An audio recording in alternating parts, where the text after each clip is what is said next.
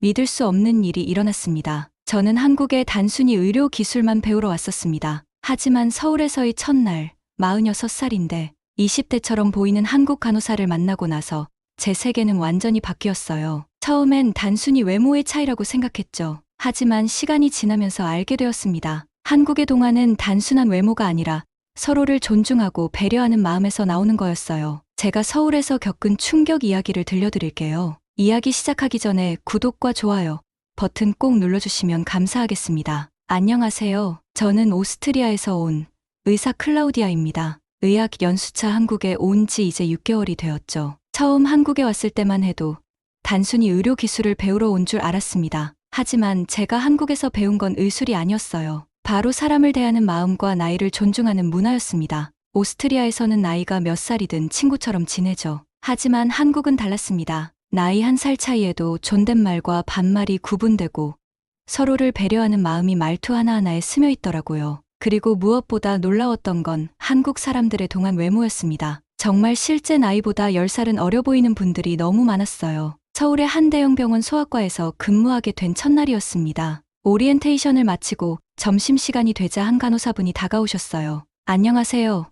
저는 서희진이에요. 같이 점심 드실래요? 목소리도 밝고 얼굴도 정말 젊어 보이는 분이었습니다. 저보다 어려 보이는 게 확실했죠. 그래서 자연스럽게 친구처럼 대화를 시작했어요. 병원 구내식당에서 김치찌개를 먹으며 이야기를 나누는데 정말 편안했습니다. 이진 씨는 피부도 깨끗하고 말투도 발랄해서 20대 후반 정도로 보였거든요. 저와 비슷한 나이라고 생각하고 있었죠. 이진 씨는 몇 살이세요? 궁금해서 물어봤더니 이진 씨가 웃으면서 대답했습니다. 저요?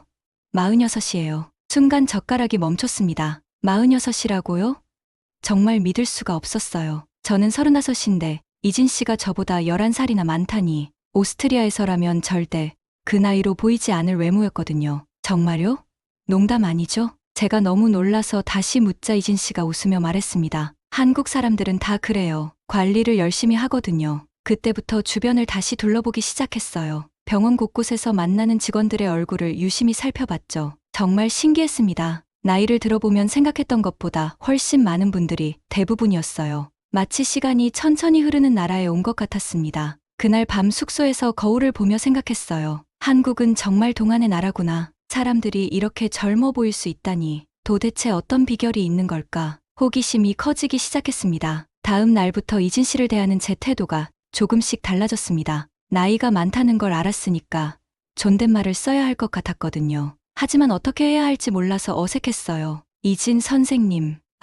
그냥 언니라고 불러요. 너무 딱딱하게 하지 말고. 이진 씨가 웃으며 말했지만 저는 여전히 어색했습니다. 오스트리아에서는 나이 차이가 나도 이름을 부르며 친구처럼 지내거든요. 하지만 한국에서는 뭔가 다른 것 같았어요. 회진 시간에 환자를 만나면서 더 큰 실수를 했습니다. 8살 아이의 어머니와 대화하는데 무심코 반말을 써버린 거예요. 열이 많이 내렸어. 약 잘 먹였지? 순간 병실 분위기가 싸늘해졌습니다. 어머니 표정이 굳어지는 게 보였어요. 같이 있던 한국인 의사 선생님이 급하게 나서서 상황을 정리해 주셨죠. 죄송합니다. 외국인 의사라서 아직 한국말이 서툴러요. 나중에 그 선생님이 따로 저를 불러서 설명해 주셨습니다. 한국에서는 나이나 지위에 관계없이 환자와 보호자에게는 항상 존댓말을 써야 한다고요. 그것이 기본적인 예의라고 하셨어요. 그제서야 깨달았습니다. 한국의 존댓말은 단순한 언어가 아니라 상대방을 존중하는 마음의 표현이었던 거예요. 오스트리아에서는 친근함이 예의였다면 한국에서는 정중함이 예의였던 겁니다. 이진 씨에게 물어봤어요. 언니, 존댓말이 이렇게 중요한 거예요? 당연하죠. 말 한마디에도 마음이 담기거든요. 상대방을 얼마나 존중하는지가 말투에서 드러나는 거예요. 그날부터 저는 존댓말 공부를 시작했습니다. 단순히 문법을 배우는 게 아니라 한국 사람들의 마음을 이해하려고 노력했어요. 말 한마디 한마디에 담긴 배려와 존중의 마음을 느껴보려고 했죠. 이진 언니와 점점 가까워지면서 궁금한 게 생겼습니다. 도대체 어떻게 46살인데 그렇게 젊어 보일 수 있는 건지 말이에요. 용기를 내서 물어봤어요. 언니, 정말 궁금한데 어떻게 그렇게 젊어 보이세요? 이진 언니가 웃으면서 대답했습니다. 별거 아니에요. 그냥 관리를 꾸준히 하는 거죠. 관리요? 어떤 관리를 하시는데요? 일단 선크림은 생명줄이에요. 비가 와도 바르고 실내에 있어도 발라요. 정말 놀랐습니다. 오스트리아에서는 햇빛이 강한 여름에만 선크림을 바르거든요. 하지만 이진 언니는 겨울에도 매일 선크림을 바른다고 하더라고요. 퇴근 후 이진 언니와 함께 드럭스토어에 갔습니다. 화장품 코너에 들어서자마자 깜짝 놀랐어요. 선크림만 해도 수십 종류가 있었거든요. SPF 지수별로, 피부 타입별로, 계절별로 나뉘어 있었어요. 이렇게 많은 선크림 중에서 어떻게 고르죠? 일단 이거부터 써보세요. SPF 50의 PA라서 자외선 차단 효과가 좋아요. 이진 언니가 추천해준 선크림을 사면서 생각했습니다. 한국 사람들은 정말 체계적으로 피부 관리를 하는구나. 단순히 화장품을 바르는 게 아니라 과학적으로 접근하고 있었어요. 집에 돌아와서 거울을 보며 선크림을 발라봤습니다. 끈적하지 않고 부드럽게 발리더라고요. 그러면서 생각했어요. 나도 이진 언니처럼 될 수 있을까? 다음 날부터 본격적인 한국식 뷰티 루틴을 시작했습니다. 아침에 일어나면 세안 후 스킨 로션, 에센스, 아이크림, 영양크림 등을 발랐고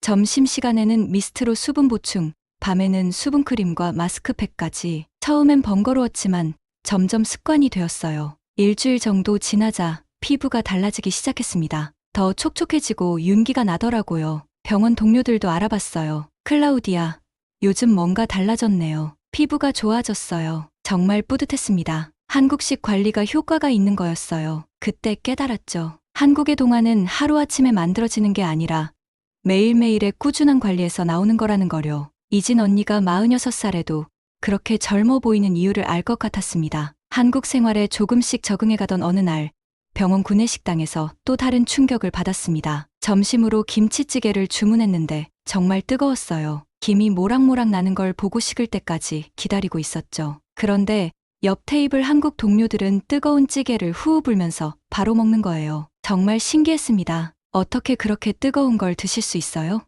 물어보니 이런 대답이 돌아왔어요. 한국 사람들은 음식은 뜨겁게 먹어야 제맛이에요. 식으면 맛없거든요. 더 놀라운 건 그 다음이었습니다. 뜨거운 찌개를 다 먹고 나서 차가운 아이스 아메리카노를 주문하는 거예요. 겨울인데도 말이죠. 찌개는 뜨겁게, 커피는 차갑게. 이게 한국 스타일이에요. 정말 이해할 수 없었습니다. 오스트리아에서는 따뜻한 음식을 먹으면 따뜻한 차를 마시거든요. 하지만 한국에서는 정반대였어요. 그런데 며칠 지나니까 저도 모르게 그렇게 하고 있더라고요. 뜨거운 국물을 후후 불어가며 먹고 식사 후에는 아이스 커피를 마시게 되었어요. 신기하게도 그게 더 개운했습니다. 주말에 이진 언니가 찜질방에 가자고 했어요. 처음 들어본 곳이었죠. 찜질방이 뭐예요? 한국의 전통적인 목욕 문화예요. 가족들이 함께 가서 찜질도 하고 목욕도 해요. 찜질방에 도착해서 입구를 보니까 남녀가 분리되어 있었어요. 이진 언니와 함께 여탕으로 들어갔는데 정말 당황스러웠습니다. 모든 사람들이 아무렇지 않게 알몸으로 돌아다니고 있었거든요. 오스트리아에서는 사우나도 수영복을 입고 들어가는데 한국에서는 완전히 벗고 들어가는 거였어요. 처음엔 정말 어색했습니다. 하지만 시간이 지나면서 그 개방감이 오히려 좋더라고요. 나이도 직업도 다른 사람들이 한 공간에서 자연스럽게 어울리는 모습이 인상적이었어요. 서로를 있는 그대로 받아들이는 문화인 것 같았습니다. 뜨거운 물에서 나와 찬물로 샤워하는 것도 처음 경험해봤어요. 처음엔 깜짝 놀랐지만 몸이 개운해지더라고요. 한국 사람들이 왜 뜨거운 음식과 차가운 음료를 함께 즐기는지 알 것 같았습니다. 극과 극이 만나면서 생기는 조화였던 거예요. 찜질방에서 돌아온 후 거울을 보니 피부가 정말 좋아진 게 느껴졌어요. 그런데 뭔가 아쉬웠습니다. 피부는 좋아졌는데 옷차림이나 메이크업은 여전히 오스트리아 스타일이었거든요. 다음 날 병원에서 이진 언니와 이야기하다가 문득 물어봤어요. 언니, 한국 사람들은 어떻게 그렇게 깔끔하게 차려입으세요? 깔끔하게요?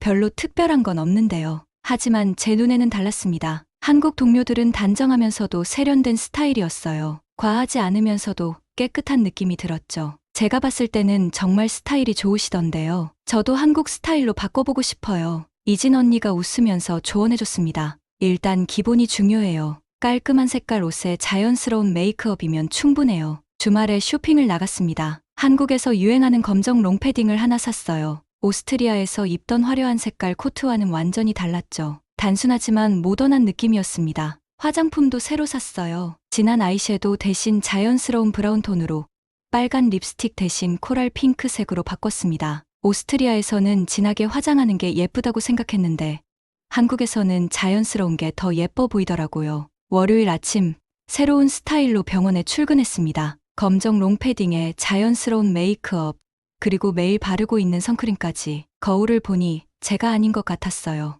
병원에 도착하자마자 동료들이 알아봤습니다. 클라우디아, 오늘 뭔가 다르네요. 한국 사람 같아졌어요. 정말 기분이 좋았습니다. 한국 스타일이 제게 어울린다니. 이진 언니도 엄지를 치켜 세우며 말했어요. 이제 완전 한국 사람이네요. 그날 하루 종일 기분이 좋았습니다. 환자들도 더 편안해하는 것 같았고 동료들과의 대화도 더 자연스러웠어요. 옷차림 하나 바꿨을 뿐인데 이렇게 달라질 수 있다니. 거울을 볼 때마다 신기했습니다. 피부는 한국식 관리로 좋아지고 스타일은 한국식으로 바뀌고 점점 한국 문화에 스며들고 있는 제 모습이 보였어요. 그런데 무엇보다 좋았던 건 마음가짐이었습니다. 한국 스타일을 받아들이면서 한국 사람들의 마음도 더 잘 이해하게 되었거든요. 깔끔하고 자연스러운 스타일 뒤에 숨어있는 겸손함과 배려심을 느낄 수 있었어요. 한국 생활에 완전히 적응했다고 생각하던 어느 금요일 저녁이었습니다. 소아과 전체 회식이 있었어요. 처음 참석하는 한국식 회식이라 설레면서도 긴장됐죠.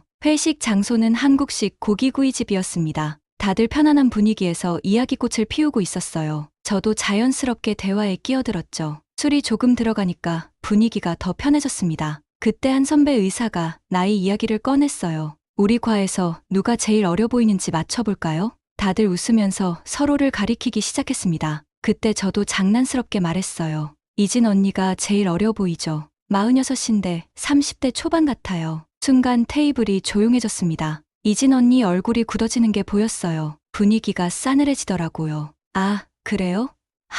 이진 언니가 웃으면서 대답했지만 목소리에 어색함이 느껴졌습니다. 다른 동료들도 어색한 표정을 지었어요. 그제서야 깨달았습니다. 제가 실수를 한 거였어요. 한국에서는 나이를 공개적으로 이야기하는 게 신뢰가 될 수 있다는 걸 몰랐거든요. 특히 여성의 나이를 함부로 언급하는 건 더욱 조심해야 하는 일이었죠. 화장실에 다녀온다며 자리를 뜬 이진 언니를 따라갔습니다. 복도에서 만난 이진 언니의 표정이 평소와 달랐어요. 언니, 제가 실수했죠? 괜찮아요. 외국인이니까 모를 수도 있어요. 하지만 괜찮다는 말과 달리 이진 언니는 상처받은 것 같았습니다. 저는 정말 후회됐어요. 동안 칭찬을 하려고 했는데 오히려 상처를 준 거였죠. 회식이 끝나고 집으로 돌아가는 길에 계속 생각했습니다. 한국에서는 나이가 민감한 주제구나. 특히 여성의 나이는 더욱 조심스럽게 다뤄야 하는 거구나. 그동안 한국 문화를 배우면서 존댓말이나 예의는 익혔지만 이런 세심한 부분까지는 생각하지 못했어요. 동안 칭찬도 때와 장소를 가려서 해야 하는 거였죠. 그날 밤 잠을 이루지 못했습니다.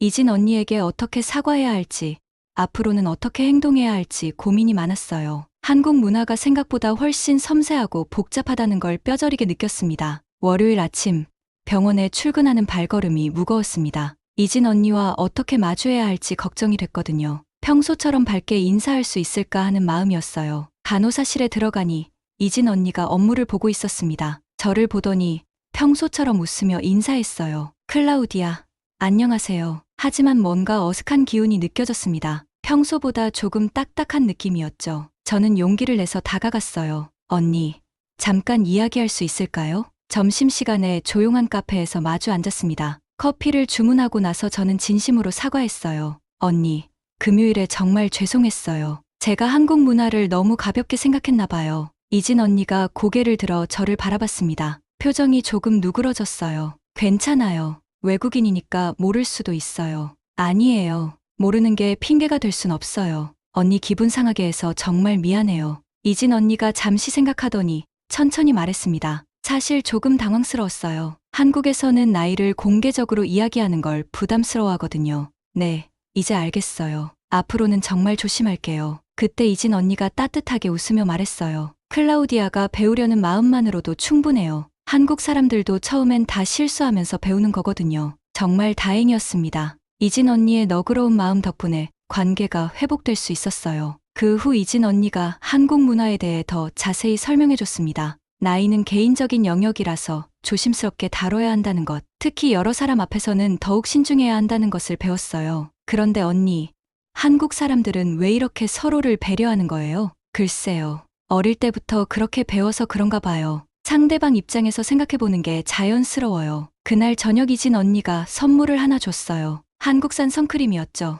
이거 새로 나온 제품이에요. 같이 써봐요. 그 순간 정말 감동받았습니다. 제가 실수했는데도 이렇게 따뜻하게 대해주는 이진 언니의 마음이 고마웠어요. 한국 수건도 하나 더 주면서 말했습니다. 찜질방 갈 때 쓰세요. 우리 함께 또 가요. 그때 깨달았습니다. 한국 사람들의 동안은 단순히 외모만의 문제가 아니라는 걸요. 서로를 감싸주고 이해해주는 따뜻한 마음에서 나오는 거였어요. 얼굴뿐만 아니라 마음도 젊은 사람들이었던 겁니다. 그 일이 있고 난 후 저는 한국 문화에 대해 더 깊이 생각하게 되었습니다. 단순히 겉모습을 따라하는 게 아니라 그 안에 담긴 마음을 이해하려고 노력했어요. 며칠 후 병원에서 흥미로운 제안을 받았습니다. 외국인 의료진을 위한 문화 적응 세미나를 해달라는 거였어요. 클라우디아 선생님이 한국 문화를 가장 잘 이해하고 계시니까 후배들에게 도움이 될 것 같아요. 처음엔 부담스러웠습니다. 제가 아직 배우는 단계인데 어떻게 다른 사람들을 가르칠 수 있을까 하는 생각이었죠. 하지만 제 경험을 나누는 것도 의미 있을 것 같았어요. 세미나 당일,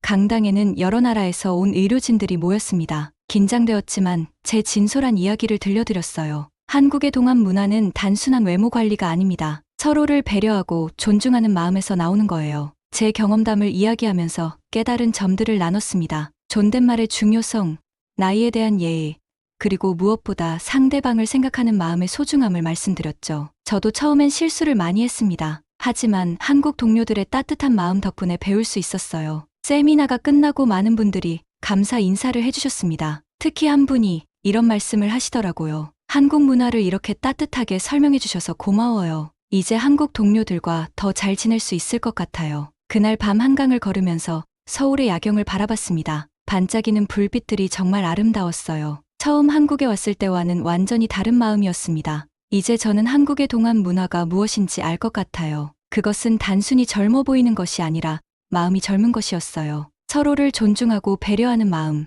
실수를 감싸주고 이해해주는 따뜻함, 그리고 끊임없이 배우려는 겸손함이 바로 진짜 동안이었던 거죠. 돌이켜보니 제가 서울에서 받은 진짜 충격은 외모가 아니었습니다. 한국 사람들의 아름다운 마음이었어요. 나이를 먹어도 그 마음만큼은 항상 젊게 유지하는 것.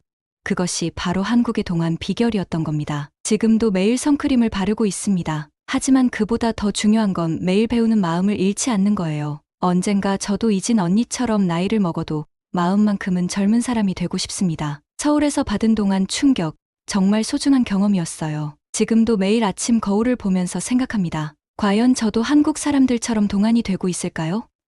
아직은 잘 모르겠어요. 하지만 확실한 건 마음만큼은 한국에 오기 전보다 훨씬 젊어졌다는 거예요. 요즘 오스트리아 친구들이 영상통화를 하면서 자꾸 묻습니다. 클라우디아, 너 뭔가 달라졌다. 한국에서 뭘 먹고 사는 거야?